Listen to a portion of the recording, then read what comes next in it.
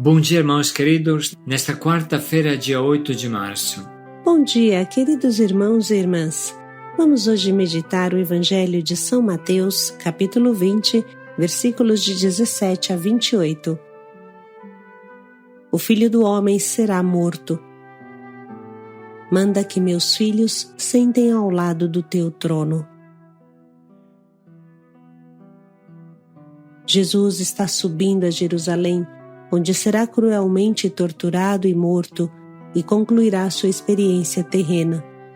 E seus discípulos pensam na glória, na fama, no poder.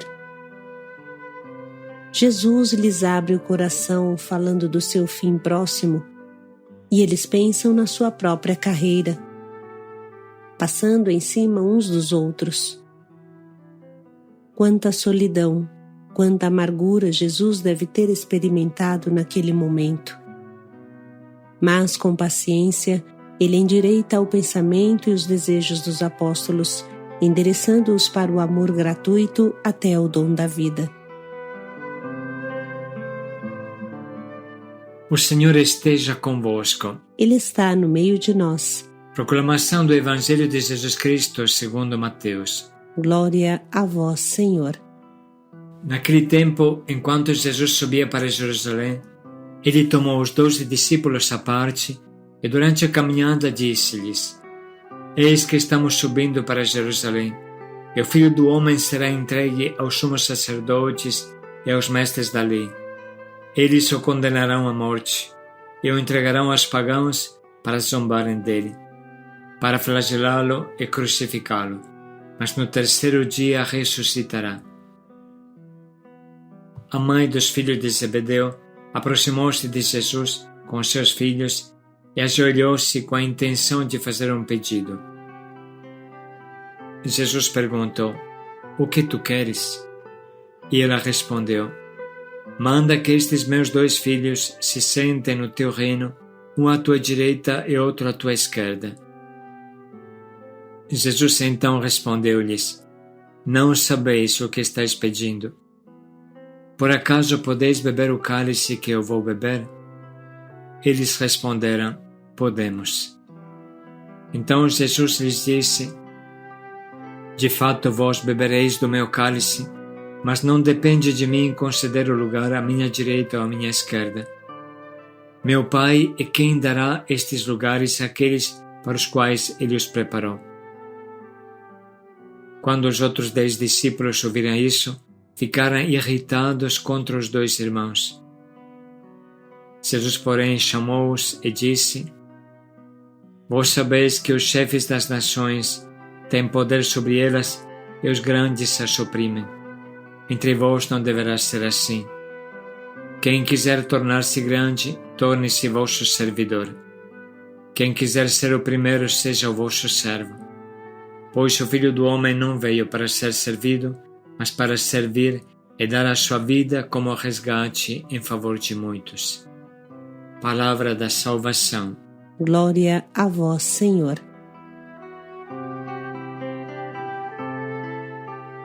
Vamos hoje refletir sobre este famoso trecho à luz do nosso Papa Francisco, que tanto ama sublinhar a humildade e o serviço. Assim ele diz. A página evangélica de hoje descreve Jesus que mais uma vez e com grande paciência procura corrigir os seus discípulos, convertendo-os da mentalidade do mundo para aquela de Deus. A ocasião lhe é proporcionada pelos irmãos Tiago e João, 2 dos primeiros com os quais Jesus se encontrou, chamando-os a segui-lo. Já tinha percorrido muitas estradas com ele, e pertenciam precisamente ao grupo dos 12 apóstolos. Portanto, enquanto estava a caminho rumo a Jerusalém, onde os discípulos esperavam com ansiedade que Jesus, por ocasião da festa da Páscoa, instaurasse finalmente o reino de Deus, os 2 irmãos ganham confiança e dirigem ao Mestre o seu pedido: Concede-nos que nos sentemos na tua glória, um à tua direita e outro à tua esquerda. O evangelista Mateus fala que fizeram isso através da mãe deles. Jesus sabe que Tiago e João estão animados pelo grande entusiasmo por ele e por causa do reino, mas sabe também que as suas expectativas e os seus zelos são contaminados pelo espírito do mundo. Portanto, retorquiu: não sabeis o que pedis. E enquanto eles falavam sobre os tronos de glória, no qual se sentara ao lado do Cristo Rei, ele fala de um cálice que deve ser bebido, de um batismo que deve ser recebido, ou seja, da sua paixão e morte. Tiago e João, tendo sempre como objetivo o privilégio almejado, dizem de ímpeto: sim, podemos. Mas também nesse caso não se dão realmente conta daquilo que afirmam. Jesus preanuncia que o seu cálice o beberão, e o seu batismo o receberão, ou seja, que também eles, como os outros apóstolos, participarão na sua cruz quando chegar a sua vez. Contudo, conclui Jesus, quanto ao sentar-se à minha direita ou à minha esquerda, isso não depende de mim. O lugar é daqueles a quem está destinado. Como se quisesse dizer: agora segui-me e aprendei o caminho do amor em perda, e o Pai Celeste pensará no prêmio. O caminho do amor está sempre a perder, pois amar significa pôr de lado o nosso egoísmo, pôr de lado a nossa autorreferência, o nosso ego, para servir os outros. Jesus se dá conta também que os outros 10 apóstolos se irritam com Tiago e João, demonstrando deste modo que têm a mesma mentalidade mundana, e isto oferece-lhe a inspiração para lhes dar uma lição que é válida para os cristãos de todos os tempos, inclusive para nós. É o seguinte: sabeis que os que são considerados chefes das nações dominam sobre elas, e os seus intendentes exercem poder sobre elas. Entre vós, porém, não será assim. Todo o que quiser tornar-se grande entre vós, seja o vosso servo, e todo o que entre vós quiser ser o primeiro, seja escravo de todos. É a regra do cristão. A mensagem do Mestre é clara. Enquanto os grandes da terra constroem tronos para o próprio poder, Deus escolhe tronos incômodos, a cruz, do qual reinar dando vida. Porque o Filho do Homem não veio para ser servido, mas para servir e dar a sua vida em redenção por muitos. O caminho do serviço é o antídoto mais eficaz contra a doença da busca de primeiros lugares, é o remédio para os carreiristas, que buscam fazer carreira, que buscam sempre os primeiros lugares. Este carreirismo que contagia muitos contextos humanos e não poupa os cristãos, o povo de Deus, nem sequer a hierarquia eclesiástica.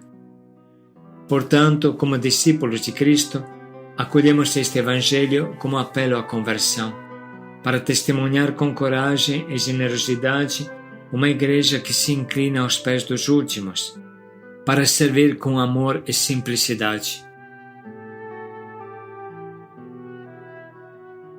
Dessa forma se conclui o breve discurso do nosso Papa Francisco, que nos alerta sobre o demônio do carreirismo que estraga nossa caminhada.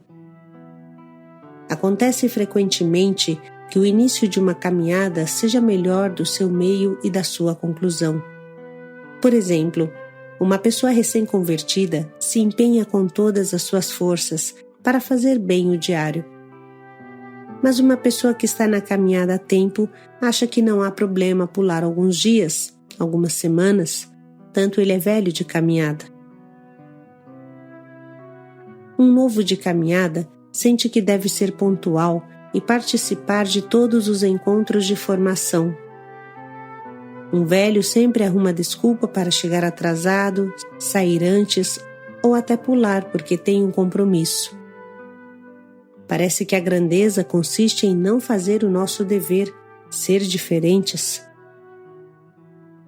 O carreirismo faz apodrecer qualquer coisa, esvazia a vida de qualquer pessoa.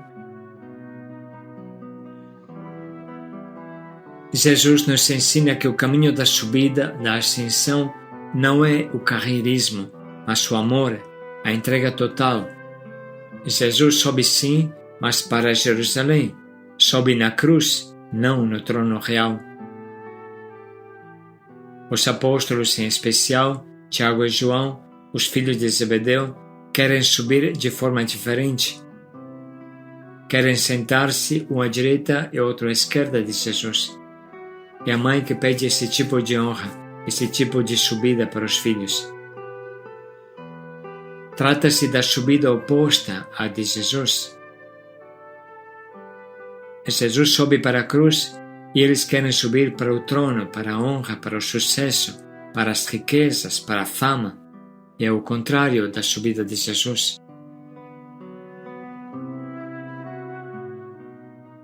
Estamos na frente de duas posições bem claras, a de Jesus e a dos apóstolos. O tema é subir, mas como subir? Para Jesus, subir é se entregar e ser entregue. Subir é ser condenado à morte. Subir é ser zombado, flagelado, crucificado. Para Jesus, ser elevado significa ser elevado na cruz, enquanto para Tiago e João, ser elevado significa ser colocados em cima de um pedestal. Não entendem que o único pedestal possível para um cristão é a cruz? No final de sua vida, o evangelista São João mostrará no seu evangelho que a glória coincide com a cruz e que o cume do monte é o Gólgota.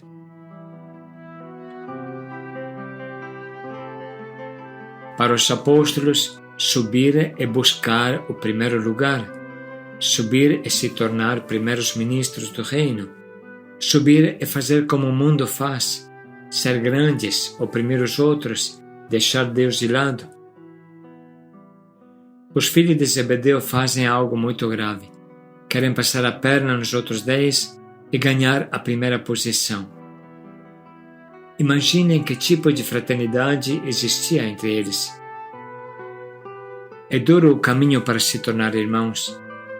Os outros 10 não ficam para trás, se sentem ofendidos, traídos, ficam irritados e zangados e não deixam por menos.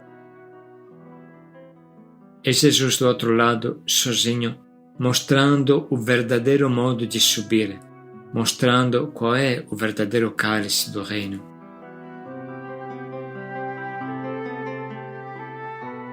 Com uma paciência infinita e uma bondade que não pensa nunca em si mesmo, Jesus não se fecha na sua dor, na angústia do seu martírio, mas tem a força de ensinar o verdadeiro caminho, a verdadeira subida.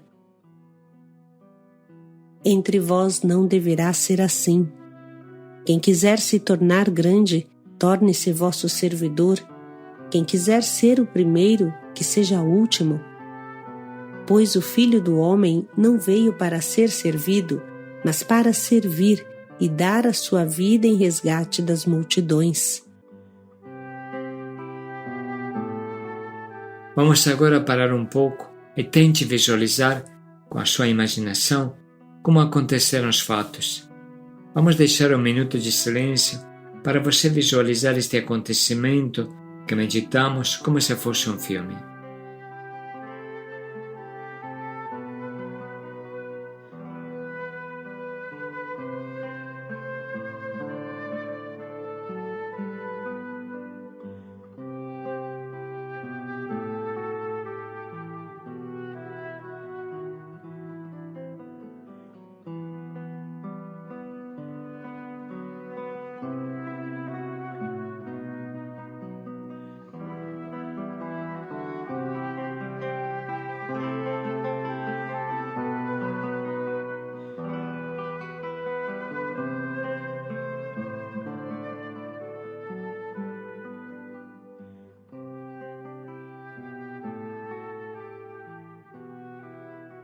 E agora vamos ouvir novamente esse trecho que abre um caminho novo para a nossa vida.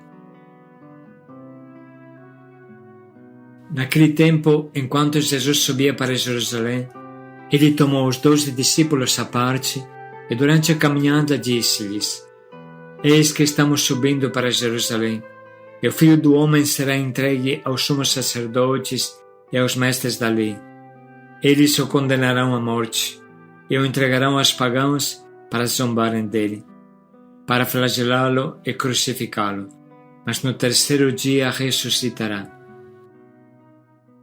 A mãe dos filhos de Zebedeu aproximou-se de Jesus com seus filhos e ajoelhou-se com a intenção de fazer um pedido. Jesus perguntou: O que tu queres? E ela respondeu: Manda que estes meus 2 filhos se sentem no teu reino, um à tua direita e outro à tua esquerda. Jesus então respondeu-lhes: Não sabeis o que estáis pedindo. Por acaso podeis beber o cálice que eu vou beber? Eles responderam: Podemos. Então Jesus lhes disse: De fato vós bebereis do meu cálice, mas não depende de mim conceder o lugar à minha direita ou à minha esquerda. Meu Pai é quem dará estes lugares àqueles para os quais Ele os preparou. Quando os outros 10 discípulos ouviram isso, ficaram irritados contra os 2 irmãos. Jesus, porém, chamou-os e disse: Vós sabeis que os chefes das nações têm poder sobre elas e os grandes as oprimem. Entre vós não deverá ser assim. Quem quiser tornar-se grande, torne-se vosso servidor. Quem quiser ser o primeiro, seja o vosso servo. Pois o Filho do Homem não veio para ser servido, mas para servir e dar a sua vida como resgate em favor de muitos. Podemos nesse momento anotar as frases que mais nos chamam à conversão.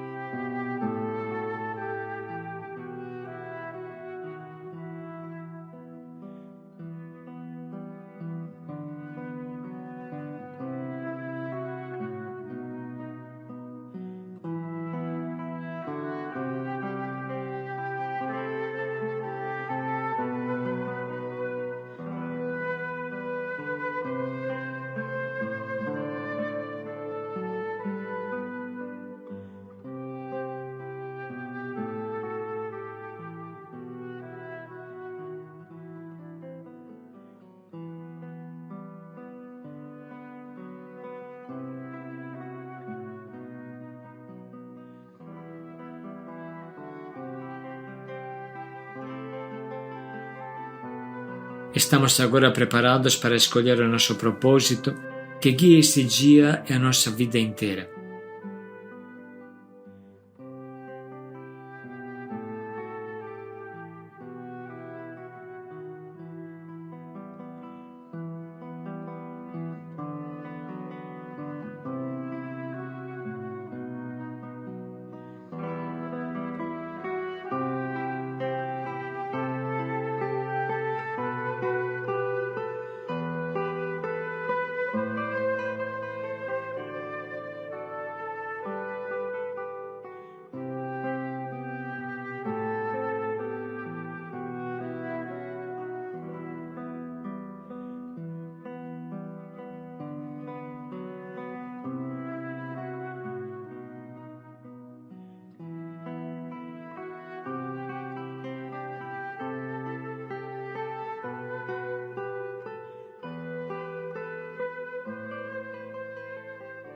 Vamos meditar mais um pouco para pensar bem em como colocaremos em prática o nosso propósito.